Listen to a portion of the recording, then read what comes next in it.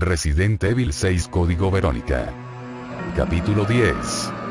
A Claire le dolía la cabeza. Otra vez. Algo estaba ardiendo. Distinguió el olor a humo al mismo tiempo que notó que tenía un frío espantoso. Recordó de repente lo que había ocurrido: la nieve, el edificio, el aterrizaje forzoso. Alfred abrió los ojos y alzó la cabeza. Le fue bastante difícil, ya que seguía sujeta por el cinturón al asiento, y este se encontraba inclinado hacia adelante en un ángulo de 45 grados, y fue en ese momento cuando vio a Steve, inmóvil en su propio asiento. Steve, despierta. Steve dejó escapar un gruñido y murmuró algo. Claire respiró con más tranquilidad. Logró desabrochar el cinturón después de unos cuantos intentos y se deslizó hasta quedar agachada con los pies sobre lo que unos momentos antes era el panel de instrumentos. No podía ver mucho del exterior por el ángulo en que se encontraba inclinado el avión, pero le pareció que se encontraban en el interior de un edificio de gran tamaño. Había unos paneles grises de metal a unos 15 o 20 metros delante de ellos, y por el costado agujereado del avión vio un trozo de pasarela con pasamanos a unos 2 o 3 metros por debajo. ¿Dónde está todo el mundo? ¿Hay alguien aquí? Era una instalación de Umbrella, así que, ¿por qué no había ya un montón de tipos de seguridad sacándolos a rastras del avión estrellado? Bueno, o al menos unos cuantos encargados cabreados. Steve estaba recuperando el sentido, aunque Claire vio un chichón con mal aspecto en el borde de su cuero cabelludo. Alzó la mano y descubrió que ella también tenía un chichón justo por encima de la sien derecha, un poco más arriba del otro con el que se había despertado el día anterior. ¿El anterior a ese? Vaya, cómo pasa el tiempo cuando no haces más que estar inconsciente. ¿Qué se está quemando?, preguntó Steve abriendo los ojos. No lo sé. Tan solo había un leve olor a humo en la cabina de mando, así que supuso que procedía de algún otro punto del avión. De cualquier manera, no quería quedarse por allí cerca por si acaso algo estallaba. Deberíamos salir de aquí. ¿Puedes andar? Desde luego, murmuró Steve, y Claire sonrió mientras lo ayudaba a quitarse el cinturón de seguridad. Recuperaron lo que pudieron de las armas que tenían a sus pies. Se quedaron con el subfusil de Steve y la 9 milímetros de ella. Por desgracia, no les quedaba mucha munición, y, además, habían perdido un par de cargadores. A ella le quedaban 27 balas y a él 15.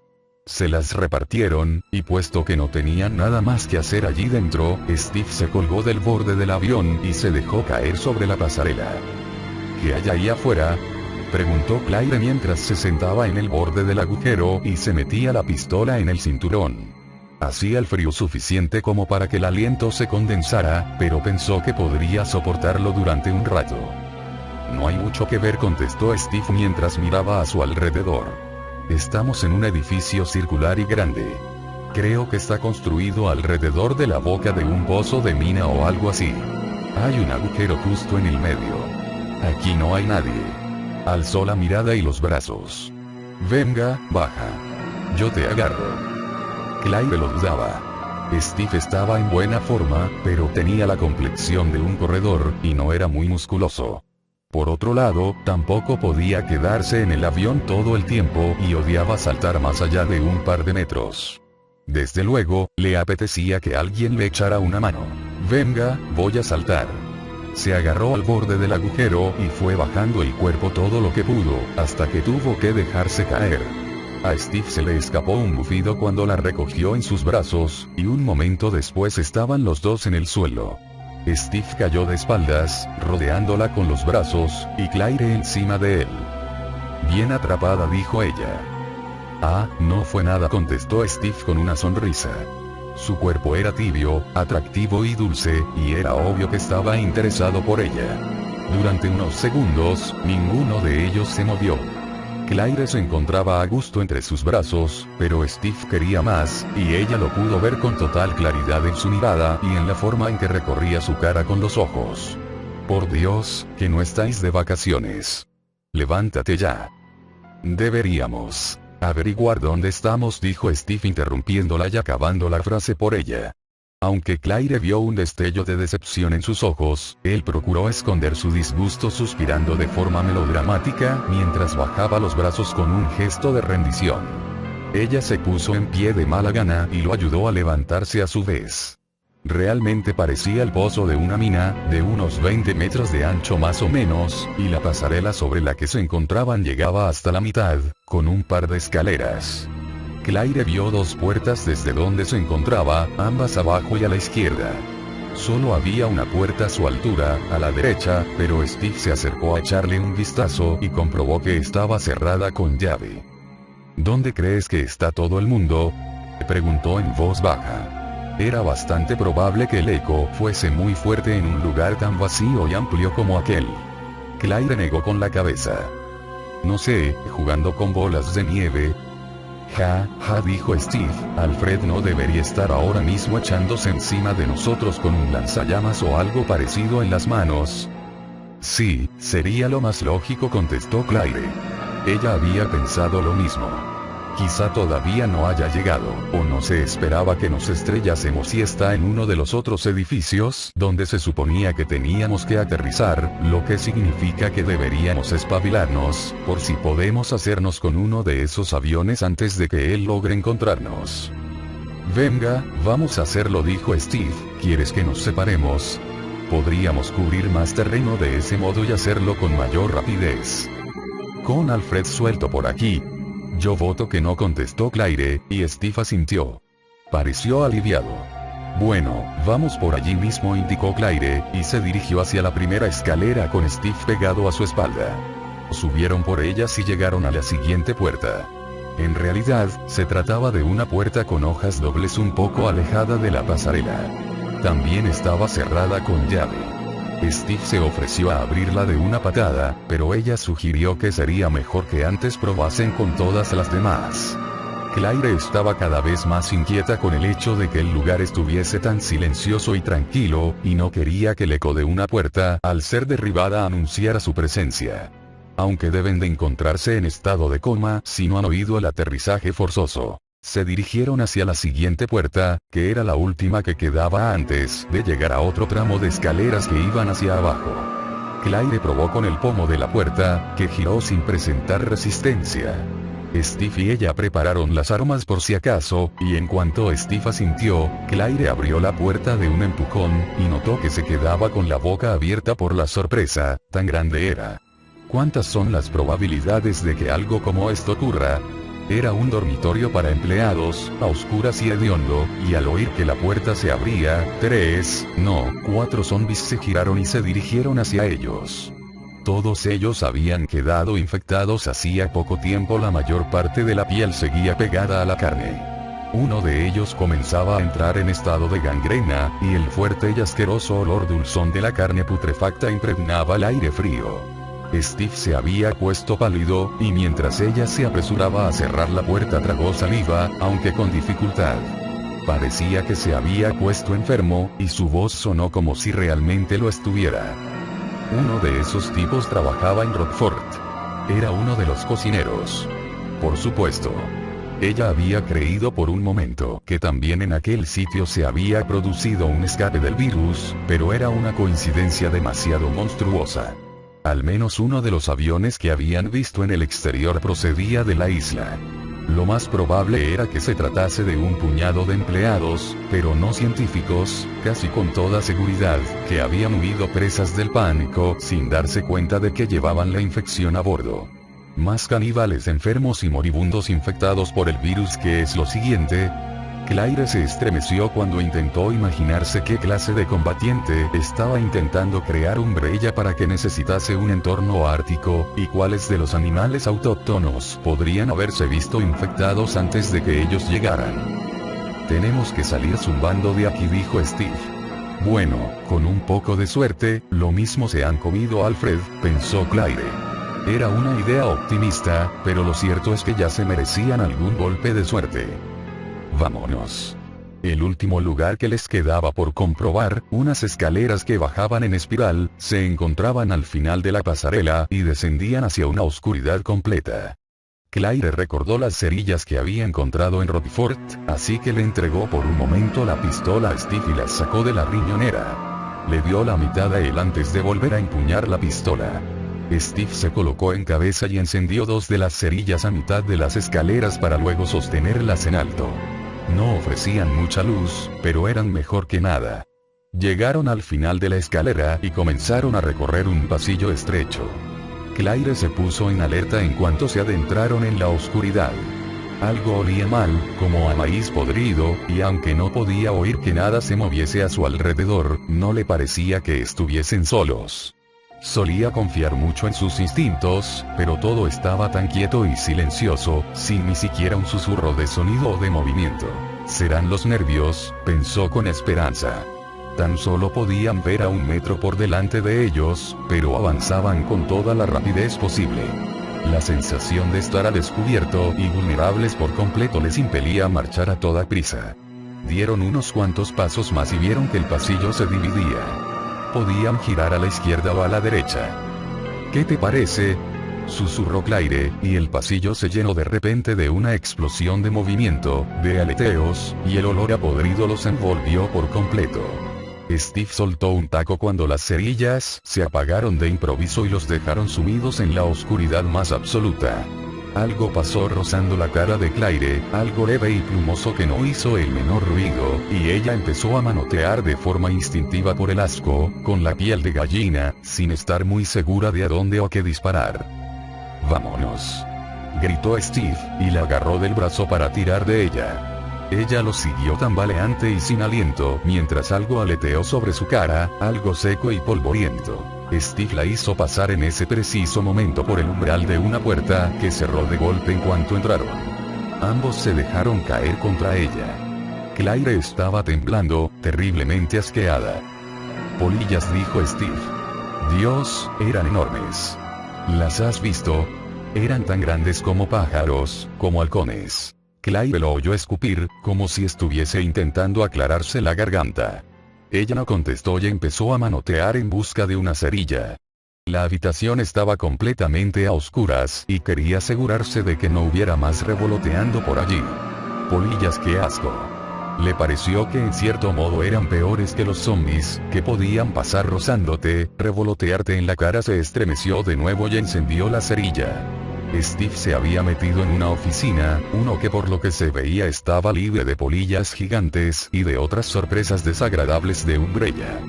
Vio un par de velas en una mesa a su derecha y se apresuró a encenderlas también, y después le entregó una a Steve antes de echar un vistazo a su alrededor. La suave luz de las velas iluminó su refugio improvisado llenándolo de sombras. Una mesa de escritorio de madera, unas cuantas estanterías, un par de cuadros colgados de la pared. La estancia era sorprendentemente agradable si se tenía en cuenta el estilo funcional del resto del lugar. Tampoco hacía frío. Echaron rápidamente un vistazo por toda la habitación en busca de armas o munición, pero no encontraron nada. A lo mejor nos sirve de algo uno de estos, comentó Steve acercándose a la mesa. Sobre ella había unos cuantos montones de papeles, incluida lo que parecía una serie de mapas esparcidos por la superficie, pero a Claire de repente le interesó mucho más el bulto blanquecino que él tenía en la parte posterior de su hombro derecho. «No te muevas», dijo mientras se colocaba a su espalda. Tenía una especie de excrescencia espesa parecida a una telaraña que contenía el bulto, que medía unos 15 centímetros y era algo deforme, como un huevo de gallina al que han estirado demasiado. «¿Qué es?» «Quítamelo», dijo Steve con voz muy tensa. Claire acercó la vela y se dio cuenta de que aquel bulto blanco no era opaco del todo. Podía ver un poco en su interior, hasta el punto de distinguir un pequeño gusano que se movía envuelto por la gelatina translúcida. Era un envoltorio de huevo. La polilla le había puesto un huevo encima. A Claire le dieron ganas de vomitar, pero se mantuvo firme y comenzó a buscar algo con lo que agarrar y quitarle aquello. Había una bola de papel arrugado en una papelera al lado de la mesa y la recogió.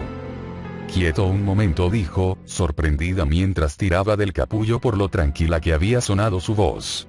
El bulto no cedió, ya que la red de tiras pegajosas que lo rodeaba se mantuvo firme, pero al final se soltó y cayó al suelo con un chasquido húmedo. Steve se agachó y se inclinó sobre el papel, acercando la vela, y se puso de pie de repente, con un aspecto tan asqueado como el de ella. Lo aplastó con un fuerte pisotón y por debajo de la suela salieron varios chorros de gelatina de color claro. Joder, dijo con una mueca de disgusto. Recuérdame que eche la papa después, cuando hayamos comido. Y la próxima vez que pasemos por ahí, nada de llevar cerillas encendidas. Steve le echó un vistazo a la espalda de Claire, limpia, gracias a Dios, y luego se repartieron los papeles que había sobre la mesa. Steve se encargó de estudiar los mapas y ella revisó el resto. Inventarios, factura, lista de inventario. Claire tuvo la esperanza de que a Steve le estuviese yendo mejor que a ella. Por lo que pudo ver, estaban en lo que Umbrella denominaba una terminal de transporte, fuese lo que fuese aquello, y estaba construida alrededor del pozo de una mina. No tenía ni idea de lo que habían estado buscando con la excavación, pero había bastantes recibos por equipo caro y nuevo, además de un montón de materiales de construcción, casi lo suficientes como para construir una pequeña ciudad. Encontró una serie de memorándums de comunicaciones escritos por dos ejecutivos extremadamente aburridos. Era más aburrido todavía porque todo parecía perfectamente legal. La oficina en la que se encontraban pertenecía a uno de ellos, un tal Tomoko Oda, y lo que por fin le llamó la atención lo escribió precisamente Oda. Se trataba de una postdata al final de uno de sus extensos informes de contabilidad, y que databa de tan solo una semana antes. PD, por cierto, ¿recuerdas lo que me contaste cuando llegué aquí sobre lo del monstruo prisionero? No te rías, pero por fin lo he oído en persona hace 2 noches en esta misma oficina. Es tan terrorífico como cuentan los rumores. Es una especie de grito genebundo furioso que resonó procedente de los niveles inferiores. Mi capataz dice que los trabajadores llevan oyéndolo desde hace unos 15 años, y casi siempre tarde, avanzada la noche. El rumor más popular dice que aúlla así porque se han olvidado de alimentarlo. También he oído contar que es un fantasma, que es un engaño, o un experimento científico que salió mal, incluso algunos dicen que es un demonio.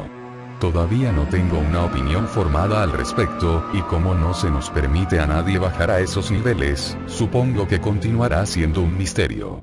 Lo cierto, y debo admitirlo, es que después de oír ese aullido horrible y enloquecido, no tengo ningún interés en bajar de la planta B2. Hazme saber cuando llega ese envío de remaches. Un saludo, Tom. Por lo que parecía, los trabajadores de las plantas superiores no sabían mucho sobre lo que ocurría en los niveles inferiores. Claire pensó que probablemente había sido lo mejor para ellos, aunque vista la situación, quizá no. Steve se rió de repente con una breve carcajada de triunfo y se puso en pie con una sonrisa de oreja a oreja. Colocó un mapa político del Antártico sobre la mesa con una palmada. Estamos aquí, dijo señalando un punto rojo que alguien había pintado, a mitad de camino entre esta base japonesa, la Monte Fuji, y el propio Polo Sur, en territorio australiano. Y justo aquí está la base de investigación australiana, a unos 20 o 25 kilómetros como mucho. Genial. Vaya, si casi podemos llegar andando en cuanto tengamos el equipo adecuado. Y si logramos salir de este lugar, pensó también, y parte de su entusiasmo desapareció. Steve desplegó un segundo mapa. Espera, que eso no es lo mejor. Échale un vistazo a esto. Era la fotocopia de unos planos. Claire estudió los diagramas dibujados a mano, los planos laterales y de alzado de un edificio alto y sus 3 plantas, con todos los niveles y las estancias indicados con precisión. Claire se puso en pie, demasiado emocionada para quedarse quieta. Era un mapa completo del lugar donde se encontraban, que no se extendía hacia lo alto, sino hacia abajo. Estamos aquí, dijo Steve, señalando un pequeño recuadro con una indicación donde ponía oficina del gerente, en el nivel B2. Llevó el dedo hacia abajo, hacia la izquierda y hacia abajo de nuevo, hasta detenerse en un recuadro de forma desigual situado al final del diagrama. Parecía un signo de interrogación tumbado. Las pequeñas letras negras indicaban que se trataba de la sala de minado, donde había un túnel esbozado con lápiz que salía de él, al lado del que ponía a la superficie barra inacabado, también en lápiz. Y ahí es a donde tenemos que ir, comentó Claire moviendo la cabeza con incredulidad. Lo más probable era que el mapa que Steve había encontrado les ahorrara horas de vagabundeo por todo el lugar, y con tan poca munición como tenían, también era posible que les hubiese salvado la vida. Sí, y si nos encontramos con puertas cerradas con llave, las derribamos o les pegamos un tiro en la cerradura, lo que sea, dijo Steve con tono alegre. Y está a poco más de un minuto, por lo que parece. Estaremos cruzando el cielo en un momento. Aquí dice que el túnel está inacabado, comenzó a decir Claire, pero Steve la cortó. ¿Y qué? Si todavía están trabajando en ello, seguro que hay alguna clase de equipo pesado para hacerlo, dijo Steve con un tono de voz despreocupado. Bueno, aquí dice sala de minado, ¿verdad? No podía discutir con su lógica, pero es que tampoco quería. Casi era demasiado bueno para ser verdad, y estaba más que deseosa de oír buenas noticias para ellos, y aunque significara tener que correr otra vez por el pasillo atestado de polillas, esta vez estarían preparados. Tú ganas, dijo entusiasmándose a su vez. Steve alzó las cejas con gesto inocente. Ah, ¿sí? ¿Cuál es el premio? Estaba a punto de contestarle que estaba dispuesta a oír sus sugerencias, cuando un sonido alarmante e inesperado la detuvo. Llegó a la oficina desde todos los lugares y de ninguno a la vez. Pensó durante una fracción de segundo que se trataba de alguna clase de sirena de alarma por lo fuerte y penetrante que era, pero ninguna sirena comenzaba a sonar con un tono tan bajo y profundo, o seguía subiendo de tono de aquel modo, o provocaba semejante sensación de miedo. Había furia en aquel sonido, una rabia ciega tan intensa que era incomprensible. Ambos se quedaron inmóviles, escuchando, mientras aquel grito increíble y espantoso se alargaba y finalmente se apagaba. Claire se preguntó cuánto tiempo había pasado desde que le habían dado la última comida. No le cabía ninguna duda de que se trataba de una de las creaciones de Umbrella. Ningún fantasma podía producir un sonido tan visceral, y ninguna alma humana podía contener tanta rabia. Vámonos ya, dijo Claire en voz baja, y Steve se limitó a asentir, con los ojos abiertos de par en par con un gesto ansioso mientras doblaba y se guardaba los mapas. Comprobaron y empuñaron sus armas, acordaron un plan de forma breve, y después de contar hasta 3, Steve abrió la puerta de un empujón. Alfred sonrió a través de los gruesos barrotes de metal a la monstruosidad que había lanzado el rugido mientras este se apagaba en la lejanía. Se quedó admirando el resultado de la brillantez intelectual de su hermana, encerrado en aquella celda húmeda y vacía. Él la había ayudado, por supuesto, pero ella era el genio que había creado el virus de Verónica, y tan solo con 10 años, y aunque ella había considerado un fracaso su primer experimento, Alfred no pensaba lo mismo. El resultado era muy gratificante en el plano personal. Todo estaba mucho más claro desde el mismo momento que se había marchado de Rockford. Habían vuelto todos sus recuerdos, ideas que había perdido o mantenido enterradas, sentimientos que incluso había olvidado que tenía. Después de permanecer 15 años en una zona gris, de estar confundido y envuelto en una fantasía inestable, Alfred sintió que su mundo se aproximaba por fin al orden establecido, y también comprendió la razón por la que habían atacado su hogar en Rockford. Verás, ellos también sabían que había llegado la hora, dijo Alfred. Si no hubiese sido por ese ataque, puede que yo hubiera seguido creyendo que ella estaba conmigo. Observó con cierta diversión cómo la monstruosidad inclinaba su cabeza asquerosa hacia la puerta, escuchándolo. Estaba encadenada a su silla, con los ojos tapados, y las manos atadas a la espalda, y aunque aquello había sido incapaz de llevar una vida normal a lo largo de un decenio y medio, todavía respondía al sonido de las palabras. Quizá incluso reconocía su voz a un nivel animal e instintivo. Debería alimentarlo, pensó Alfred. No quería que muriera antes de que Alexia se despertara, pero eso ocurriría dentro de poco tiempo, muy poco tiempo. Quizá incluso el proceso ya habría comenzado. La idea lo llenaba de admiración, iba a presenciar su milagroso renacer. La he echado tanto de menos, dijo Alfred con un suspiro. Tanto que había creado una imagen reflejada de ella para que compartiera con él todos aquellos años en soledad, pero pronto reaparecerá como la reina madre, conmigo como su soldado más fiel, y nunca jamás nos separaremos otra vez. Eso le recordó su última tarea, un último objetivo que le quedaba por cumplir antes de que pudiera sentarse cómodamente a esperar. La alegría que había sentido al descubrir que el avión se había estrellado no duró mucho cuando descubrió que el aparato estaba vacío, pero después de recordar la disposición de las instalaciones, se dio cuenta de que solo podían estar en uno o dos lugares. Había tomado un rifle de francotirador de la armería de uno de los otros edificios, un Remington de cerrojo del calibre 30-06, con teleobjetivo, un juguete maravilloso, y estaba decidido a probarlo. No podía permitir que Claire y su amiguito aparecieran en el momento menos oportuno y estropeasen la celebración. De repente, Alfred comenzó a reírse cuando se le ocurrió una idea. La monstruosidad tenía que comer, ¿por qué no le servía a aquellos dos plebeyos en bandeja? Claire Redfield había llevado la destrucción a Rockford, había intentado manchar el nombre de los Ashford, lo mismo que había hecho aquella monstruosidad, en cierto modo. Devorará a los agentes enemigos, un homenaje al regreso de Alexia, y después tendremos una pequeña reunión familiar, solo los tres. Al oír su risa, la monstruosidad se puso nerviosa y tiró de las cadenas que la sujetaban con tanta fuerza que Alfred dejó de reírse. Soltó otro aullido tremendo y prolongado mientras se esforzaba por librarse, pero Alfred calculó que las cadenas aguantarían un poco más. Pronto regresaré, prometió Alfred antes de empuñar el rifle y alejarse.